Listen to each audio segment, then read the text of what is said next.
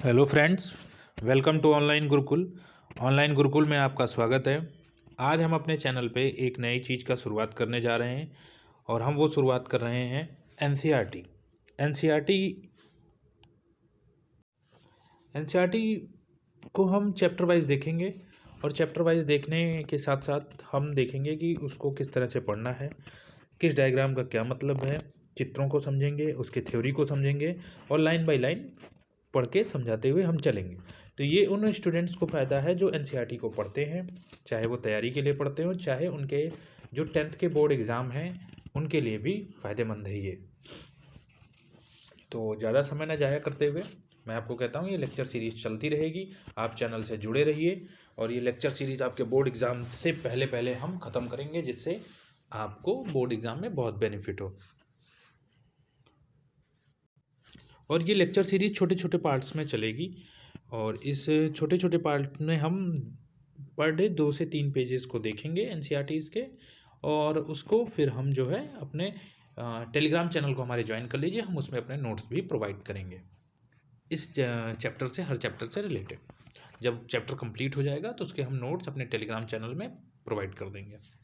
तो चलिए आज चैप्टर शुरू करते हैं। The age of industrialisation, Hindi में औद्योगिकीकरण का युग। पहली बात तो इंडस्ट्री और आप जो नॉर्मल देखते हो घरों में जो उद्योग चलते हैं, क्या उसमें कोई फ़र्क होता है कि नहीं होता है? आप ये बताइए। आप ये सोचिए कि जो हम घरों में देखते हैं कि जैसे मान लीजिए वर्तमान समय की बात की जाए, प्रेजेंट सिनेरियो की बात की जाए, तो इस समय जो मास्क बन रहे हैं, मान लीजिए, क्या वो एक इंडस्ट्री के रूप में डेवलप हो रहे हैं? जो घरों में मास्क बन रहे हैं, क्या वो एक फैक्ट्री है घर? थोड़ा सा आप सोचिए और बताइए। मुझे लगता है आपने सोचा होगा कि सर हाँ वो तो बन रहे हैं, और कुछ लोगों ने कहा होगा नहीं वो तो नहीं बन रहे हैं। तो जब वो नहीं बन रहे हैं, मतलब कहने का मतलब ये है कि नहीं वो फैक्ट्री नहीं है और ये फैक्ट्री है। कुछ लोगों का मत है इसमें, कुछ स्टूडेंट सोच रहे होंगे फैक्ट्री है, कुछ है नहीं है। तो मैं यहाँ पे क्लियर कर दूँ कि ये फैक्ट्री नहीं है, क्योंकि फैक्ट्री का मतलब होता है एक ही छत के नीचे, एक ही रूफ के नीचे सभी चीज़ों का प्रोडक्शन। जैसे कि आपको मास्क बनाना है तो आप कपड़ा कहीं से खरीद के लाए, लेकिन अब कपड़े का प्रोडक्शन किसी और जगह पे हो रहा है, फिर कपड़े से धागे का प्रोडक्शन कहीं और हो रहा है। तो ये फैक्ट्री नहीं है, ठीक है। जब कभी एक छत के नीचे सभी काम हो, पूरी संपूर्ण उत्पादन हो, टोटल प्रोडक्शन हो, वो फैक्ट्री कहलाती है। तो द एज ऑफ इंडस्ट्रियलाइजेशन, तो क्या जो ये एज शुरू हुई या जो सन कहा जाता है कि इतने 1700 के 1800 के आसपास जो है यूरोप में शुरू हुई इंडस्ट्रियलाइजेशन, जो शुरू हुआ औद्योगिकरण, तो क्या इसके पहले कोई उद्योग नहीं थे? बिल्कुल थे।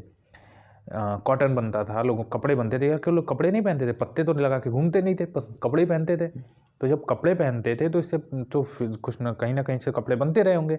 तो जो उस वक्त कपड़े बनते थे वो एक लो लेवल, मतलब मास लेवल पे नहीं बनते थे, लो लेवल पे बनते थे। 10 से 12 कपड़े बन गए तो धागा कहीं और बनता था, फिर उस धागे से कहीं और पे कताई होती थी, फिर कपड़े बनने के बाद रंगाई होती थी।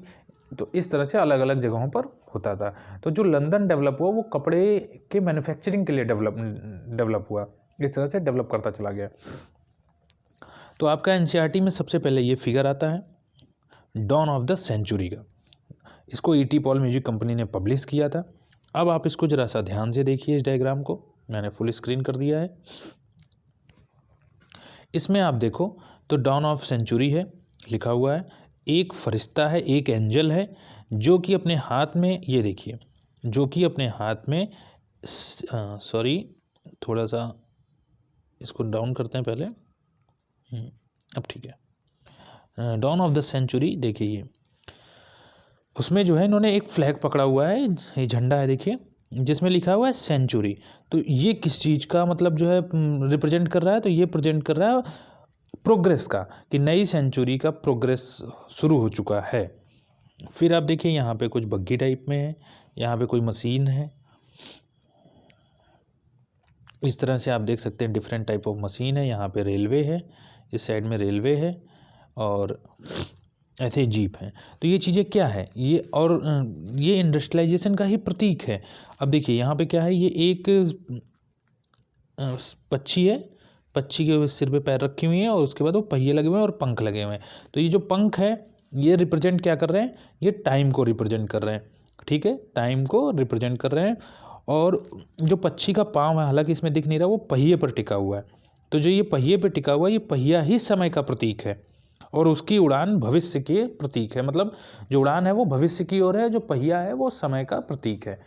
तो ये चीज़ें पूछी जाती हैं बोर्ड एग्जाम्स में। और उसके जो पीछे उन्नति के चिन्ह तैर रहे हैं वो, उसके पीछे उन्नति के जो चिन्ह हैं वो तैर रहे हैं, जैसे रेलवे है, कैमरा है, प्रिंटिंग प्रेस है, कारखाना है, इस टाइप में ये देखिए ये सब तैर रहे हैं। तो एक बार फिर से समझ लीजिए कि जो उसके हाथ में सेंचुरी है, जो ये फरिश्ता है, एंजल है, ये एक नए शताब्दी का झंडा ली हुई है, फ्लैग ली हुई है। इसके पाँव एक पक्षी पर हैं, जिसके नीचे पक्षी के पाँव जो है एक पहिए पर हैं। पहिया आपका टाइम को रिप्रेजेंट कर रहा है और पक्षी की उड़ान फ्यूचर की ओर दिखाया जा रहा है। और जो इस समय डेवलपमेंट हो चुकी है उन चीज़ों को तैरते हुए दिखाया गया है। तो इसको आपको समझ में आ गया होगा कि ये एंजल क्या रिप्रेजेंट करना चाह रही है। तो ये रिप्रेजेंट करना चाह रही है कि मशीन और टेक्निक कितनी डेवलप हो चुकी थी और कितनी बेनिफिशियरी है, ये डेवलप मतलब बताना चाह रही थी। तो ये प्रश्न आपसे पूछा जा सकता है कि डॉन ऑफ सेंचुरी का पब्लिकेशन किसने किया, या डॉन ऑफ सेंचुरी इसका publication ET Paul music company ने किस बुक्स का पब्लिकेशन किया, तो डॉन ऑफ सेंचुरी का किया था। इस फिगर से भी क्वेश्चन पूछ सकते हैं कि फिगर में जो है क्या रिप्रेजेंट किया गया है, क्या दर्शाया गया है। तो इसमें नई सदी का युग मतलब मॉडर्न इंडस्ट्रियलाइजेशन को दर्शाया गया कि इंडस्ट्री आने के बाद किस तरह से डेवलपमेंट सस्टेन कर रही है। अब आते हैं, तो यही चीज़ है कि in 1900 a popular music publisher E T Paull ने प्रोड्यूस किया इसको। Book had a picture on a cover page, इस पे एक कवर पेज है डॉन ऑफ द सेंचुरी पे। और ये पिक्चर जो है गॉडेस की है, goddess like figure, the angel of progress breaking the flag of new century. मैंने बताया she gently pressed the wheel with wings and symbolising, मतलब वही कि वो पैर पक्षी के पाँव जो है पहिए पर हैं और वो पक्षिया जो है समय को रिप्रेजेंट कर रहा है। Her flight taking her into the future, वो फ्यूचर की ओर उनको ले जाएगा पक्षी। Floating about behind her the sign of progress, जो प्रोग्रेस के साइन है वो railway, machine and printing factory ये बता रही हैं। अब आ जाते हैं सेकंड पॉइंट पे। सेकंड पॉइंट क्या कह रहा है, the glorification of machines and technology is even more mark in a picture which appeared on the pages of trade magazine over 100 years एगो। देखिए मैं इसको इसलिए लाइन बाय लाइन वाइज चल रहा हूँ क्योंकि आपके पास बुक है, आप इसको लाइन वाइज पढ़िए, मैं उसको हिंदी में समझा रहा हूँ।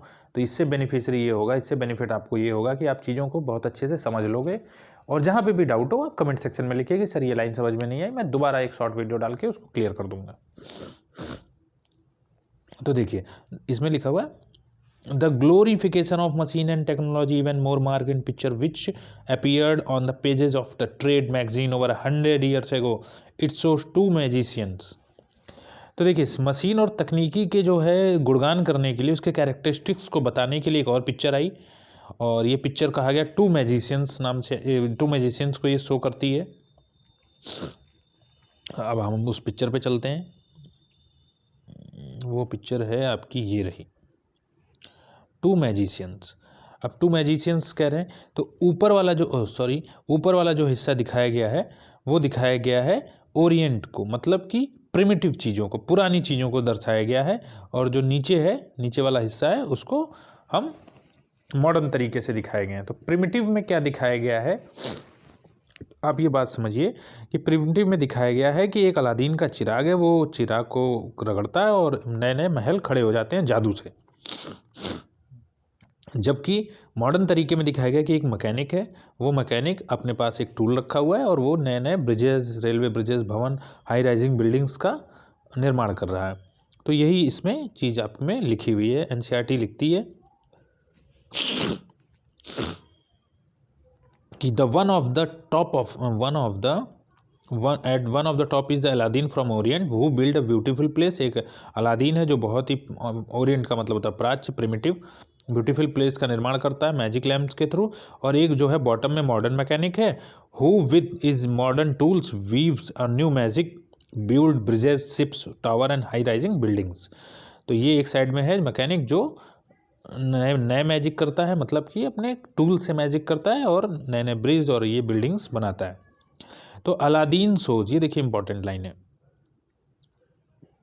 Aladdin shows representing the east and past. ये ईस्ट मतलब पूरब की ओर, मतलब जो वेस्टर्न कल्चर और ईस्टर्न कल्चर आप पढ़ते हो उसमें कहा गया कि जो ईस्टर्न कल्चर है वो अलादीन को शो किया गया कि वहाँ पे जादू से चीज़ें बनाई जाती हैं, ये उनकी सोच है ऐसी। और mechanic stand for the west and modernity, मतलब जो वेस्टर्न कल्चर है वो उसको मैकेनिक के थ्रू दिखाया गया कि हमारी सोच डेवलप है। एक तरह से कटाक्ष है, टिप्पणी है, कमेंट है ईस्टर्न पे, कि ईस्टर्न के लोग सोचते हैं कि जादू से चीज़ें बन गई हैं, जबकि ऐसा नहीं है। मॉडर्न चीज़ें, वेस्टर्न कल्चर बहुत ही डेवलप हो चुका है, ये इस फोटो के थ्रू शो किया गया है। हाँ, अब देखिए आगे क्या कहते हैं कि these images offer a triumphant account of modern world. ये तस्वीरें विश्व की विजय गाथा, मतलब ये तस्वीरें आधुनिक विश्व की विजय गाथा को, विजय चीज़ों को दर्शाती हैं। With in the account of the modern world is associated with rapid technology change, innovation and machine and factories. ये कहते हैं कि ये जो इस गाथा में विश्व की, एक मिनट, थोड़ा सा जुकाम हो चुका है इस वजह से दिक्कत आ रही है, लेकिन 1-2 दिन में सही हो जाएगा। और लेकिन फिर भी क्लासेस कंटिन्यू रहेंगी आपकी। तो with in the account this modern world associated with the rapid technology, एक मिनट, यही तो दिक्कत है इससे डी यू रिकॉर्डर में। हाँ, ये देखिए ये लाइन मैंने बोली, rapid technology changes and innovation, machines and factories, railway and steep engine. तो ये कहते हैं कि जो इसमें बताया गया, इसमें चीज़ें बोली गई कि आधुनिक जो मॉडर्न कल्चर वर्ल्ड है वो मशीनों के द्वारा, जो मशीन्स हैं उनके द्वारा बहुत तेज़ी से बदल रहा है, कारखानों से, रेलवे से, और जो भाप के इंजन उस वक्त आ चुके थे, वेपर इंजन्स आ चुके थे, तो उनके द्वारा बहुत तेज़ी से बदल रहा है। द हिस्ट्री ऑफ इंडस्ट्रियलाइजेशन दस become a simply story of development. तो जो हिस्ट्री है इंडस्ट्रियलाइजेशन की वो सिंपली एक स्टोरी है डेवलपमेंट की, एक कहानी है वर्ल्ड के आगे बढ़ने की। The modern age appears the wonderful time of technology perspective, technology progress.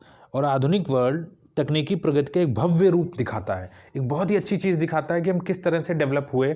और आज का जो मॉडर्न कल्चर है वो उसकी कहानी को बताता है, किसकी, इंडस्ट्रियलाइजेशन की जो आप कहानी पढ़ रहे हो वो किस तरह से डेवलप की कंट्री, किस तरह से डेवलप किया वर्ल्ड, उसको दर्शाता है। तो इस चैप्टर में हम एक फेज़ पढ़ेंगे वेस्टर्न कल्चर को, एक फेज़ पढ़ेंगे ईस्टर्न को, यानी कि वेस्टर्न डेवलपमेंट को, एक पढ़ेंगे हम ईस्टर्न डेवलपमेंट को। ये 2 फेज़ इसमें चलेंगे। इसके साथ ही इस टॉपिक के अंत होने के बाद एनसीईआरटी आपको कुछ क्वेश्चन पे छोड़ कर जाती है कि ये इमेजेस कैसे डेवलप हुई। These images and association have now become a part of a popular imagination. Do you not rapid industrialization as a time of progress and modernity? इस तरह से ये कुछ क्वेश्चंस पे छोड़ कर जाती है, और मैं भी कुछ क्वेश्चन दूंगा इस चैप्टर के ख़त्म होने के बाद जो आपके लिए मोस्ट इंपॉर्टेंट होंगे। तो चैनल पे जुड़े रहिए और एनसीईआरटी पढ़ते रहिए हमारे साथ। ये 2 पेजेस के साथ आज के मैं इस छोटे से लेक्चर पे विराम देता हूँ। कल मैं आपके साथ आऊँगा दूसरे टॉपिक पे अपने, जो कि हमारा टॉपिक है before the industrial revolution. Industrial revolution से पहले क्या है, जिसको हम प्रोटो इंडस्ट्रियलाइजेशन भी कहते हैं। हम इसको समझेंगे कि नए शब्द क्या हैं, ये प्रोटो इंडस्ट्रियलाइजेशन क्या है, फिर किस तरह से जो शिफ्ट हुआ ट्रेड, मतलब व्यापार जो आपका ट्रेड है, और जो कहते हैं इंडस्ट्री एक तरह से शिफ्ट हुई, किस तरह गाँवों में शिफ्ट हुई, इन चीज़ों को हम समझेंगे। और उसके बाद धीरे धीरे हम चैप्टर पे आगे बढ़ेंगे। तो जिन लोगों को इसके नोट्स चाहिए वो हमारे लिंक में, डिस्क्रिप्शन के लिंक में जो है टेलीग्राम का लिंक है, उस पर जाके क्लिक करिए और चैनल पे जुड़िए। और वहाँ पे जो है आप कमेंट सेक्शन में भी लिख सकते हैं कि सर हमको नोट्स चाहिए, तो हम जैसे ही ये चैप्टर कंप्लीट होगा या आधा भी होगा तो हम नोट्स प्रोवाइड कर देंगे। चलिए आज के लिए बहुत बहुत धन्यवाद आपको। अगर आपको वीडियो लेक्चर अच्छा लगा हो तो लाइक और सब्सक्राइब जरूर कर दें। बहुत बहुत धन्यवाद आपको।